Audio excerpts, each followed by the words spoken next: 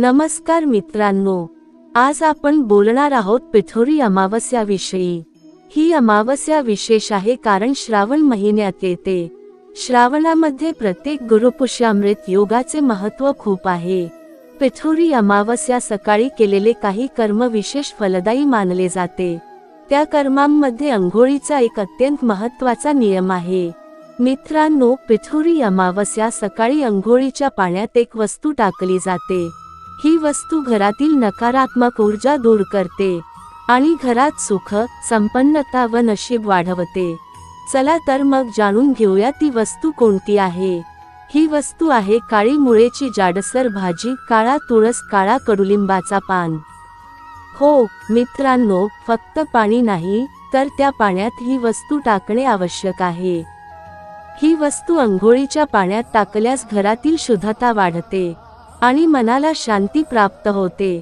पिठोरी अमावस्या सकाळी हे करणे विशेष शुभ मानले जाते। आपण नेहमीप्रमाणे अंघोळ करतो, परंतु आज या अंघोळीच्या पाण्यात ही वस्तू टाकणे अत्यंत महत्त्वाचे आहे। ती वस्तू घरातल्या प्रत्येक सदस्यावर ओवाळावी, मुळे घरातील वाईट प्रभाव दूर होतात, मन प्रसन्न होते आणि नशीब उंचावते। पिठोरी अमावस्या ही एक चंद्रावर आधारित दिन आहे। अमावास्येला आपले कर्म आणि नशीब हे प्रभावी असतात। सकाळी अंघोळीपूर्वी पाणी शुद्ध असावे। हे पाणी स्वच्छ हवेत असे घ्या, त्यात ही एक महत्त्वाची वस्तू टाका। ही वस्तू काळी मुळेची भाजी आहे, जी वाईट शक्तीला नष्ट करते। फक्त टाकून थांबू नका, घरातील प्रत्येक सदस्यावर ओवाळा, हळूहळू मळून टाका आणि अंघोळ करा। या पद्धतीमुळे शरीर व मन दोन्ही शुद्ध होतात। घरात सकारात्मक ऊर्जा निर्माण होते। काही लोक विचार करतात ही वस्तू का टाकावी, कारण श्रावणातले गुरुपुष्यामृत योग हे अत्यंत शक्तिशाली असते।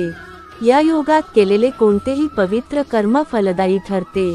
अंघोळीच्या पाण्यात ही वस्तू टाकल्याने घरातील दुर्भाग्य नष्ट होते, तसेच संपत्ती, आरोग्य आणि सुख मिळते। पिठोरी अमावस्या हा दिवस घरातील आरोग्य आणि समृद्धीसाठी अनुकूल आहे, म्हणूनच ही प्रथा फार जुनी आणि पवित्र आहे। आपण या प्रथेला दुर्लक्ष करू नये। हे छोटे पण प्रभावी कर्म घरात चमत्कार घडवू शकते आणि घरातील वातावरण आनंदी बनवते। आता मी तुम्हाला सांगतो ही वस्तू कुठून मिळवायची। काळी मुळेची भाजी स्थानिक बाजारात सहज मिळते। घरात ताजी आणि स्वच्छ मुळेची भाजी ठेवा।